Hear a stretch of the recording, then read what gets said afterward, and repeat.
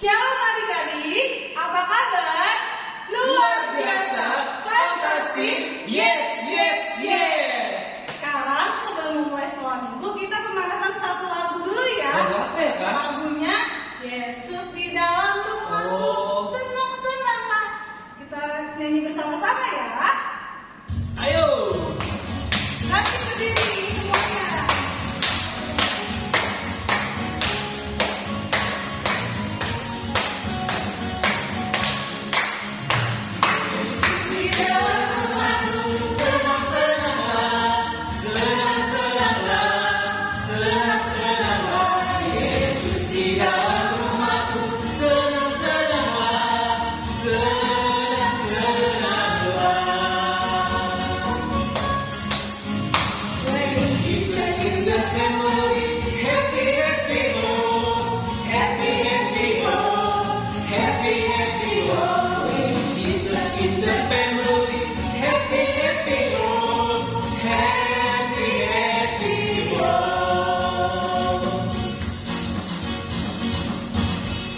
Adik-adik, sekarang kita berdoa untuk memulai ibadah sekolah minggu kita. Semuanya lipat tangannya.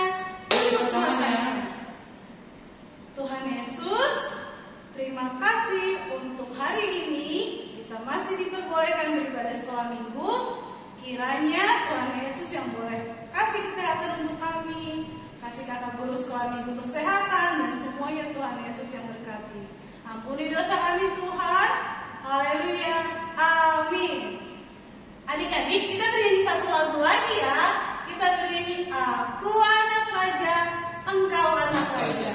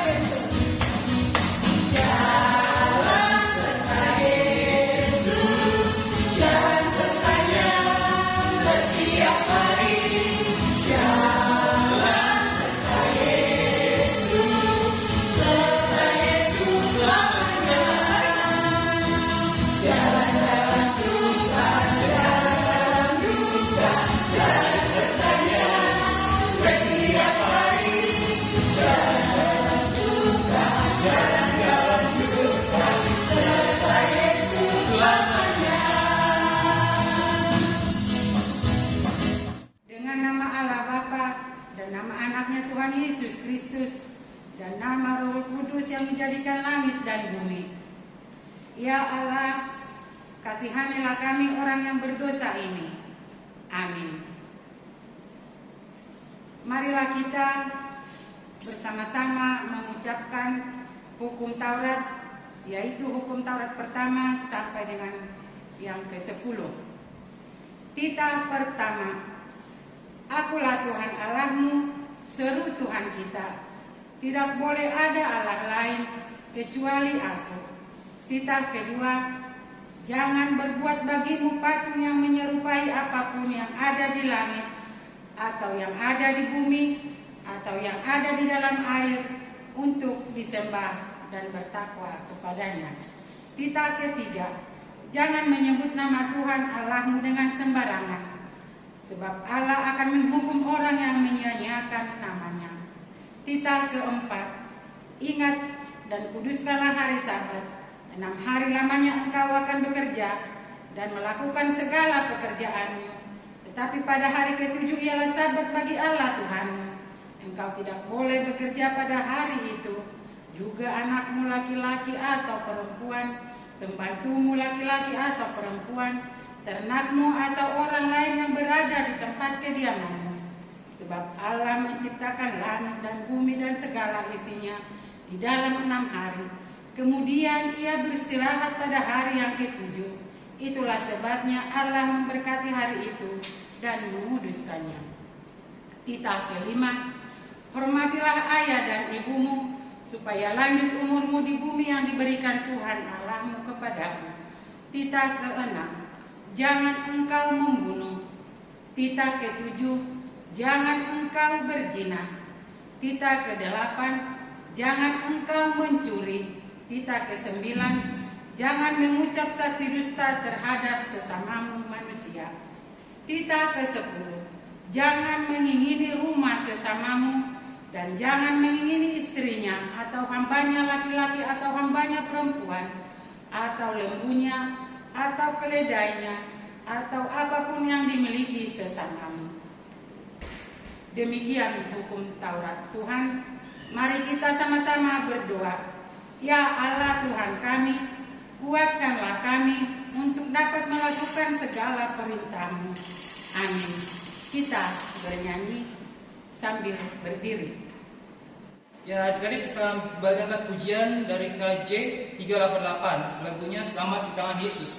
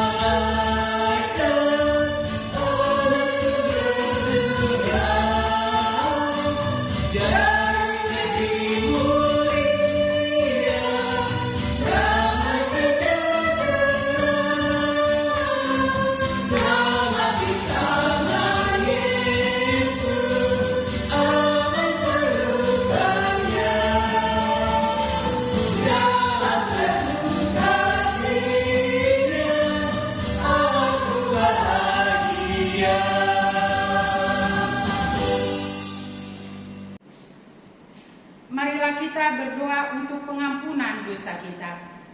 Dan ampunilah akan kesalahan kami, seperti kami mengampuni orang yang bersalah kepada kami. Amin. Epistel minggu kita hari ini. Shalom, saya Brigita Sion Arianja. Saya akan membacakan ayat bulanan hari ini. Yesaya 40 ayat 31. Tetapi orang-orang yang menanti-nantikan Tuhan mendapat kekuatan baru. Mereka seumpama Raja Wali yang naik terbang dengan kekuatan sayapnya. Mereka berlari dan tidak menjadi lesu. Mereka berjalan dan tidak menjadi lelah. Amin. Saya Felicia Stinjak kelas 4. Ayat hafalan Yesaya 40 ayat 31. Tetapi orang-orang yang menanti-nantikan Tuhan mendapat kekuatan baru. Mereka seumpama Raja Wali yang naik terbang. Dengan kekuatan sayapnya mereka berlari dan tidak menjadi lesu. Mereka berjalan dan tidak menjadi lelah. Terima kasih. Yesaya 40 ayat 31. Tetapi orang-orang yang menanti-nantikan Tuhan mendapat kekuatan baru. Mereka seumpama Raja Wali yang naik terbang dengan kekuatan sayapnya. Mereka berlari dan tidak menjadi lesu. Mereka berjalan dan tidak menjadi lelah. Amin. Terima kasih. Demikian firman Tuhan. Berbahagialah orang yang mendengar akan firman Tuhan serta menyimpannya semuanya di dalam hatinya. Amin. Marilah kita mengaku iman kita bersama-sama. Aku percaya kepada Allah Bapa yang Maha Kuasa, yang menciptakan langit dan bumi. Aku percaya kepada Yesus Kristus, anaknya yang tunggal Tuhan kita, yang dikandung daripada Roh Kudus, lahir dari anak darah Maria, yang menderita sengsara di bawah pemerintahan Pontius Pilatus, disalibkan, mati dan dikuburkan, turun ke dalam kerajaan maut, pada hari yang ketiga bangkit pula dari antara orang mati, naik ke surga, duduk di sebelah kanan Allah, Bapa yang Maha Kuasa. Dari sana ia akan datang kelak untuk menghakimi orang yang hidup dan yang mati. Aku percaya kepada Roh Kudus dan adanya satu gereja Kristen yang kudus dan am, persekutuan orang-orang kudus, pengampunan dosa, kebangkitan daging, dan hidup yang kekal. Amin. Kita bernyanyi. Adik-adik, kita bernyanyi kembali lagunya Aku Bahagia, Bahagia. Kita nyanyikan bersama-sama.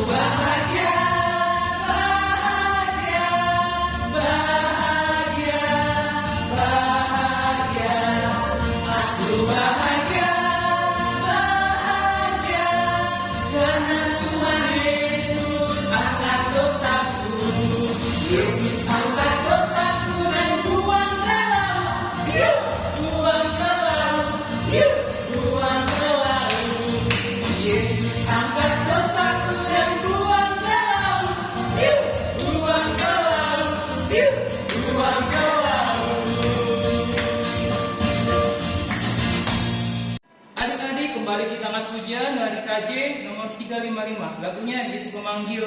Mari segera.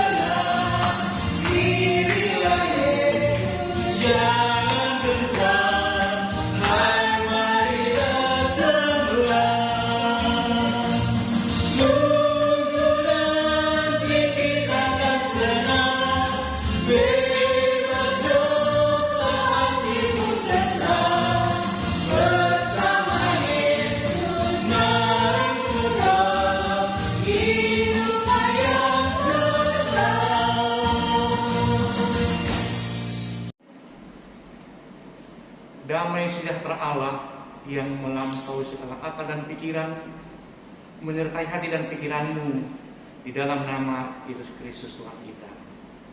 Amin. Salam sehat buat anak-anak sekolah minggu yang sedang berada di rumah masing-masing. Tentunya anak kami sudah sedang duduk di rumah. Kita senang kalau ada juga Bapak atau Mama mendampingimu untuk mendengarkan firman Tuhan. Hari ini mari kita buka Alkitab. Firman Tuhan menyapa anak sekolah minggu pada hari Minggu 12 September hari ini. Tertulis dari Kitab Keluaran pasal 2 mulai dari ayat 1 sampai dengan ayat 10. Mari kita sama-sama menyimak dan saya membaca dari tempat ini dan kita menyimak bersama. Musa lahir dan diselamatkan. Seorang laki-laki dari keluarga Levi kawin dengan seorang perempuan Levi. Lalu mengandunglah dia dan melahirkan seorang anak laki-laki. Ketika dilihatnya bahwa anak itu cantik, disembunyikannya 3 bulan lamanya. Tetapi ia tidak dapat menyembunyikannya lebih lama lagi. Sebab itu diambilnyalah sebuah peti pandan, dipakainya dengan gala-gala dan ter, diletakkannya bayi itu di dalamnya, dan ditaruhnya peti itu di tengah-tengah teberau di tepi sungai Nil. Kakaknya perempuan berdiri di tempat yang agak jauh untuk melihat apa yang akan terjadi dengan dia. Maka datanglah putri Fir'aun untuk mandi di sungai Nil, sedang dayang-dayangnya berjalan-jalan di tepi sungai Nil. Lalu dilihatnya oleh peti yang di tengah-tengah teberau itu. Maka disuruhnya hambanya perempuan untuk mengambilnya. Ketika dibukanya, dilihatnya bayi itu, dan tampaklah anak itu menangis. Sehingga belas kasihanlah ia kepadanya dan berkata, tentulah ini bayi orang Ibrani. Lalu bertanyalah kakak anak itu kepada putri Fir'aun, akan kupanggilkah bagi tuan putri seorang inang penyusu dari perempuan Ibrani untuk menyusukan bayi itu bagi tuan putri? Sahut putri Fir'aun kepadanya, baiklah. Lalu pergilah gadis itu memanggil ibu bayi itu. Maka berkatalah putri Fir'aun kepada ibu itu, bawalah bayi ini dan susukanlah dia bagiku, maka aku akan memberi upah kepadamu. Kemudian perempuan itu mengambil bayi itu dan menyusuinya. Ketika anak itu telah besar, dibawanyalah kepada putri Fir'aun yang mengangkatnya menjadi anaknya dan menamainya Musa, sebab katanya, karena aku telah menariknya dari air. Demikian pembacaan firman Tuhan bagi kita. Tentunya anak-anak sudah pernah mendengar nama Musa, ya, khususnya baik kelas 4, kelas 5, 6, bahkan SMP sudah mungkin lebih tahu tentang cerita Musa. Tapi hari ini kita kembali mendengarkannya. Musa dikatakan tadi artinya diambil dari air. Dia seorang keturunan Ibrani yang kala itu mereka menjadi budak di tanah Mesir. Dan ada kebijakan penguasa ketika itu tidak mengizinkan orang-orang Israel yang laki-laki untuk dibesarkan hatinya. Anak laki-laki keturunan Ibrani dibunuh. Namun sebagai ibu ini yang menarik, dalam keadaan bagaimanapun kondisi atau dalam keadaan penderitaan sekalipun seorang ibu dan ayah, dia tidak menyerahkan begitu saja anaknya diambil orang. Tapi dia berpikir bagaimana menyelamatkan anaknya. Dalam cerita ini kita dengarkan tadi, sesudah dilahirkan seorang laki-laki dikatakan cantik, ya, tapi juga boleh katakan karena laki-laki ganteng cakap seperti itu. Begitu sayang dan menyembunyikan, katanya selama 3 bulan. Tentu tidak mungkin mudah menyembunyikan seorang anak. Tentu dia akan menangis, bergembira, atau minta makan, minta minum.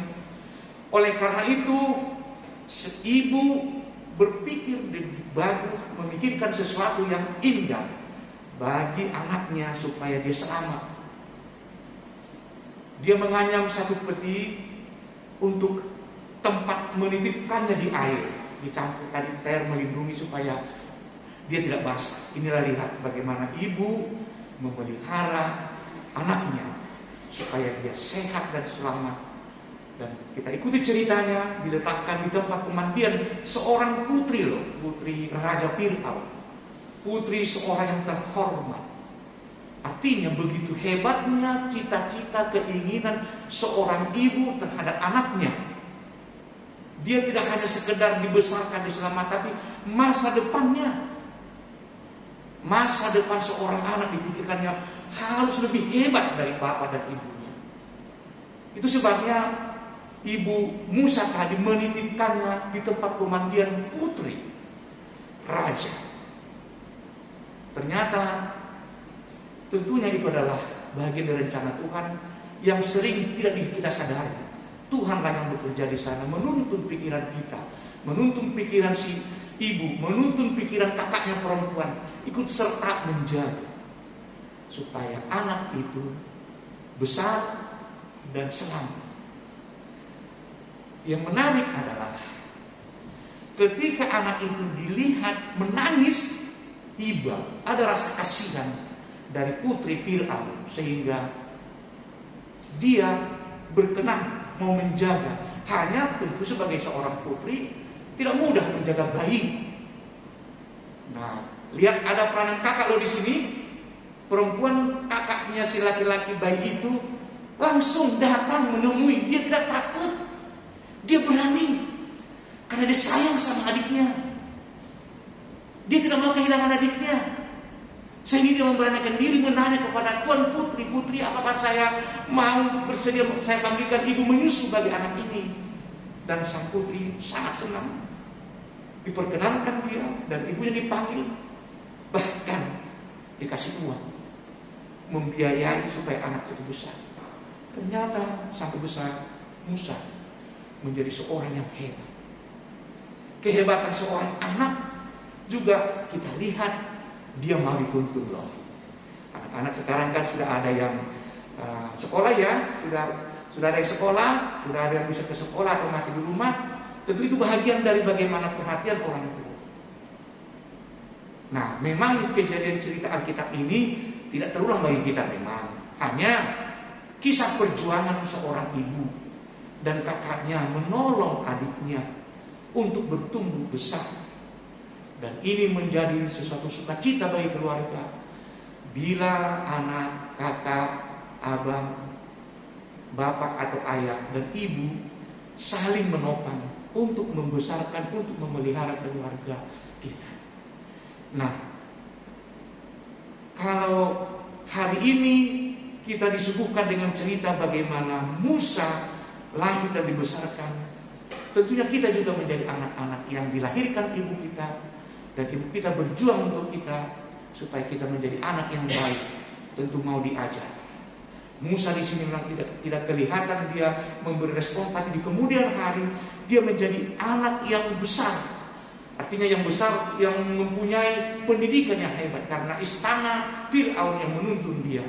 Dan dia tetap mencintai bangsanya. Walaupun orang Mesir yang membesarkan, tapi dia cinta sama bangsanya. Karena apa?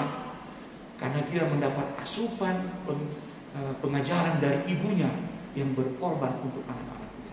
Kakaknya juga yang bersedia memberikan perhatian yang cukup bagi anak-anak. Sekarang boleh, apapun keadaan kita sekarang, kita diminta untuk mau dituntun Tuhan. Pasti Tuhan akan memberikan kesempatan yang besar bagi setiap keluarga yang membangun dengan baik keluarga anak adiknya atau saudara sendiri. Baiklah, dalam cerita yang singkat ini awal yang baik. Baiklah, nanti ke depan juga kita akan melanjutkan cerita-cerita lain dalam ibadah-ibadah virtual seperti ini. Kita mau dengar-dengaran dengan baik di tengah-tengah rumah kita masing-masing. Amin, kita berdoa. Bapa Surgawi yang kami sembah dalam nama Yesus Kristus, kami bersukacita Tuhan hari ini karena Engkau memperkenan kami bersekutu dengan anak-anak kami di rumah. Walaupun dalam ibadah virtual seperti ini kami percaya Tuhanlah yang mempersatukan kami dalam kasih-Mu, dalam kuasa Roh Kudus. Dengarlah doa kami di dalam nama Yesus Kristus. Amin. Baiklah, bagi anak-anak sekolah minggu di semua rumah yang sedang mengikuti ibadah kita ini, kita bernyanyi dari Kidung Jemaat nomor 424, Yesus menginginkan dagu, sekaligus kita menyerahkan persembahan kepada Tuhan. Adik-adik, kita bernyanyi kembali dari Kidung Jemaat nomor 424. Yesus menginginkan dagu.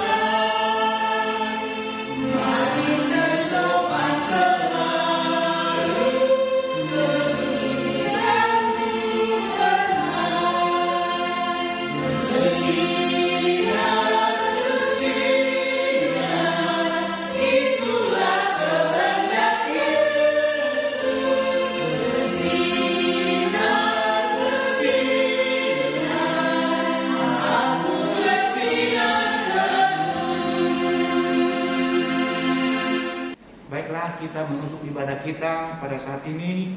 Mari kita berdoa. Bapa kami, Tuhan Allah yang Maha Kuasa, yang bertahta di surga, kami mengucap syukur dan terima kasih kami kepadamu ya Tuhan, di mana Tuhan memperkenankan anak-anak di dalam kerajaan-Mu. Di sini kami menyampaikan persembahan kami, kiranya Tuhan menerimanya untuk kemuliaan nama-Nya. Amin.